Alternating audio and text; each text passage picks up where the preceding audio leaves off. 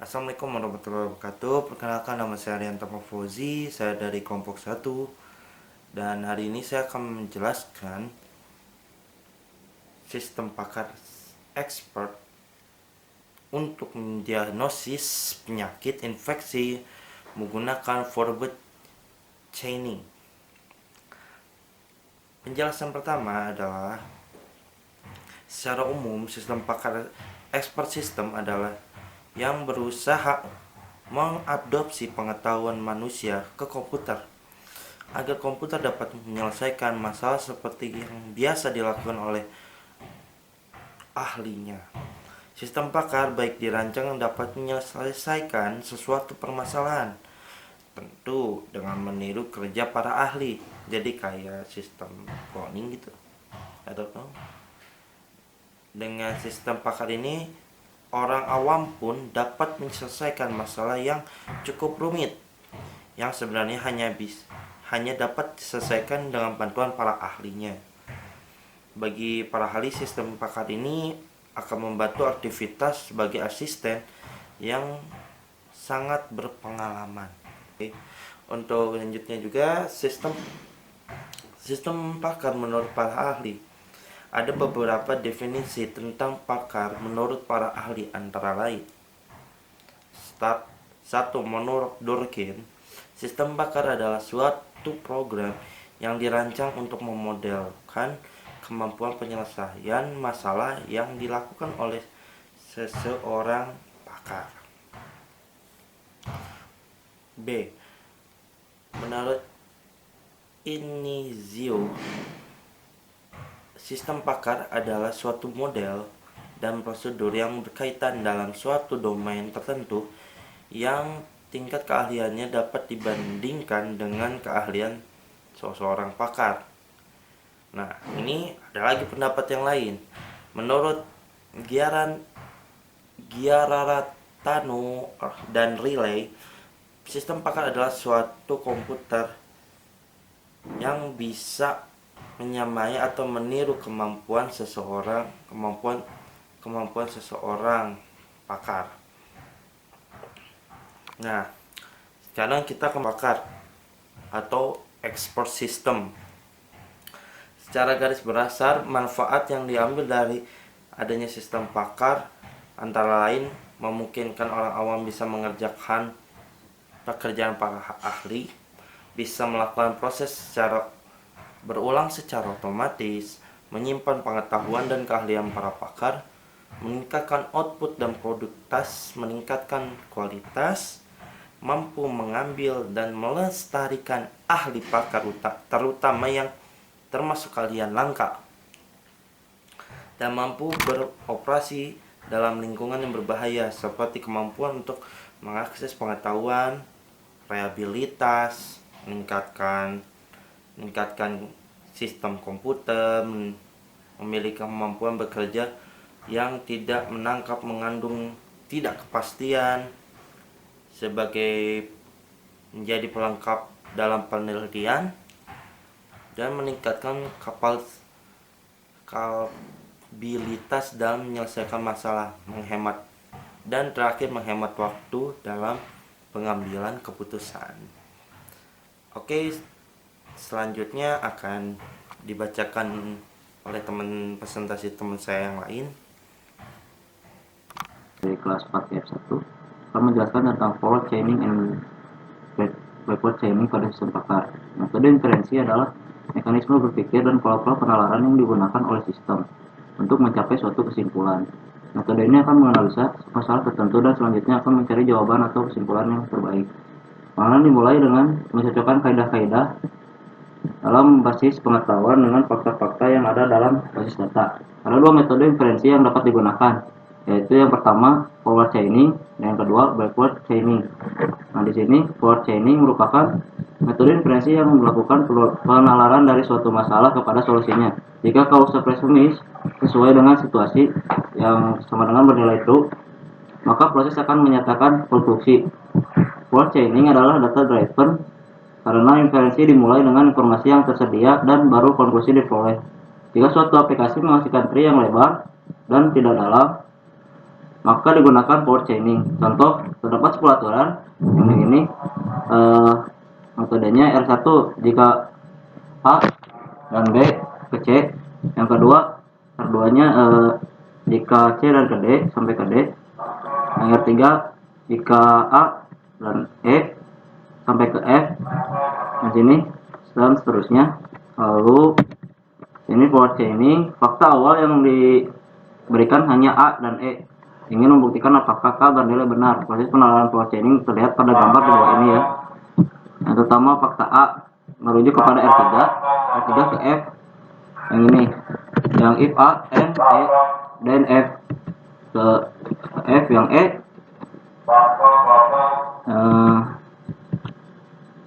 yang E ke F dari R3 juga. Nah, R4 dari A ke G. Lalu yang R9 ke J dan R10 ke K yang melakukan true. Mungkin segitu saja dari saya. Terima kasih. Assalamualaikum warahmatullahi wabarakatuh.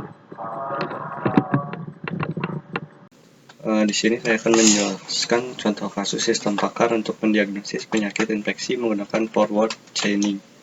Penyakit infeksi merupakan satu sekumpulan jenis-jenis penyakit yang mudah menyerang anak-anak yang disebabkan oleh infeksi virus, infeksi bakteri, dan infeksi parasit. Ada bermacam-macam penyakit infeksi diantaranya diare, demam teorit, demam berdarah, infeksi saluran pernapasan atas, atau influenza, amandel, radang tenggorokan akut, radang paru-paru, dan observasi febris. Di sini ada sebuah gambar dari studi kasus yang diambil, yaitu dari nama-nama si gejala dan penyakitnya. Yang disimbolkan P ini adalah nama penyakit, dan yang G ini adalah gejala. Misalkan penyakitnya diare, ada berbagai macam gejala yang bisa menimbulkan diare, yaitu pertama G006 atau BAB cair 4 kali sehari, pendarahan G010, lidah kotor, tempat hipertensi, tremor G008. Jadi yang menyebabkan si diare ini ada 4 macam gejala yang tadi disebutkan.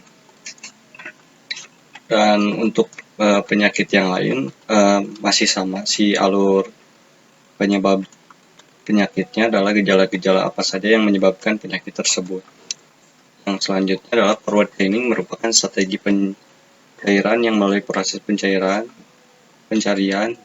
dari sekumpulan data atau fakta. Dari data-data tersebut dicari suatu kesimpulan yang menjadi solusi dari permasalahan yang dihadapi. Mesin inferensi mencari kaidah dalam bisnis dalam basis pengetahuan yang premisnya sesuai dengan data-data tersebut. Kemudian dari kaidah-kaidah tersebut diperoleh suatu kesimpulan forward chaining, memulai proses pencarian dengan data, sehingga strategi ini disebut juga data driven. Contoh proses forward chaining berbentuk kaidah produksi. Di sini ada logikanya. Jika kondisi 1 dan kondisi 2 dan kondisi 3, maka kesimpulannya adalah apa? Ini si rumusnya. Untuk yang selanjutnya adalah solusi dengan forward chaining dari studi kasus yang telah dibuat atau dianalisis. Analisis inferensi forward chaining dapat berbentuk sebuah rule. Rule tersebut menjelaskan penyakit berdasarkan gejalanya. Rule terdiri atas informasi masukan yang berupa gejala atau if, lanjutan gejala-gejala N, dan konklusi yang berupa diagnosis penyakit infeksi dan atau kesimpulan. Rule 1 berisi if G001, N G004, N G006, dan P001.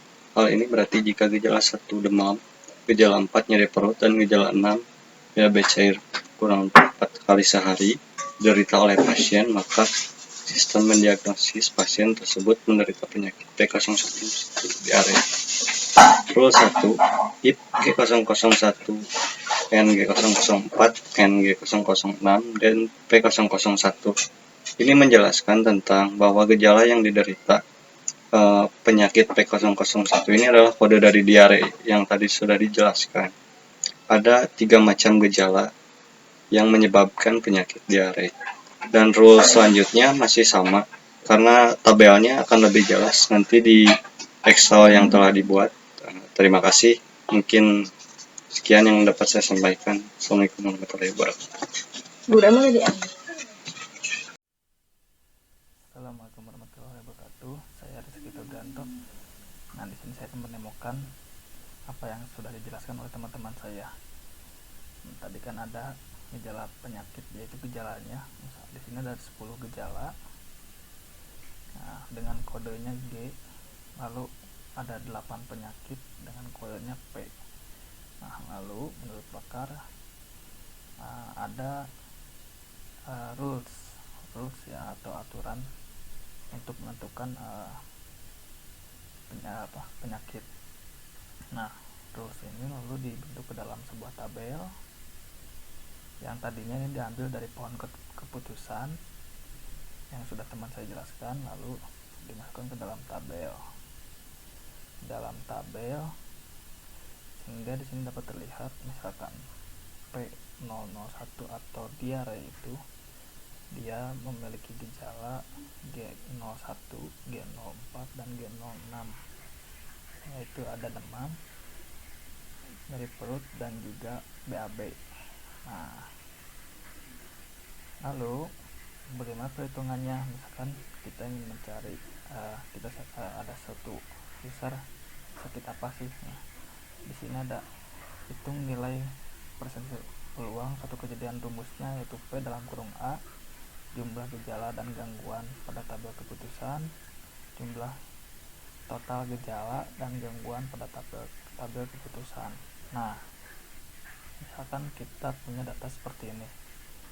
Ini saya hapus dulu. Nah, misalkan ada user yang mengeluhkan dia memiliki gejala G01, G03, dan G05. Nah, berarti itu demam, pilek, dan juga sesak napas. Nah, di sini kita tentukan dari R1. Nah, kita cari dulu data dari G01. Apakah lihat dari R1, misalkan di sini G01, G04, dan G06. Nah, berarti yang termasuk adalah G01. Berarti perbandingannya rumusnya itu 1 dibagi 3. Maka hasilnya 0,3. Begitupun dengan R2. Hanya G001 yang termasuk ke dalam R2. Maka R2 kita ambil saja dari sini. R3, G01, G04, G010, maka yang masukannya G01. Maka dari 1 dibagi 3 terus R4, G1, dan G03. Nah, berarti di sini ada dua gejala dari 3 gejala GR5, G01, G02, G03, dan G05. Di sini ada 3 dari 4 gejala. Nah, untuk R6 karena datanya cuma 1, maka ini 1 dibagi 1 sama dengan 1, berarti 100%. Namun di sini G03 dan G05 tidak ada, maka dia belum tentu bisa masuk ke dalam R6 ini. Maka artinya kan P006, P006 itu observasi febris. Nah, lalu untuk R7, maka yang ini kita coret. Nah, untuk R7 G01 berarti sama dengan 2 dibagi 4, karena ada 2 nilai yang termasuk ke dalam aturan ini. Hasilnya 0,50. R8 itu ada 3, ada 2, dari 5 40. Nah, maka di sini kita dapat diambil kesimpulan yaitu 0,75 adalah paling terbesar. Warna hijau 0,75 berarti adalah di R5 maka dia adalah P05 yaitu radang paru-paru. Maka dengan gejala seperti ini maka bisa jadi penyakitnya adalah radang paru-paru.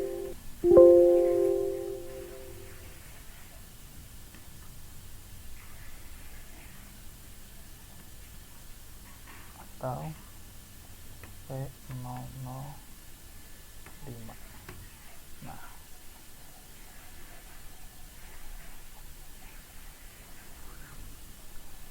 Nah, di kesimpulannya yaitu gejala 3 G01, G03 dan 5 ini penyakitnya bisa disimpulkan yaitu pneumonia atau radang paru-paru berdasarkan hasil pakar.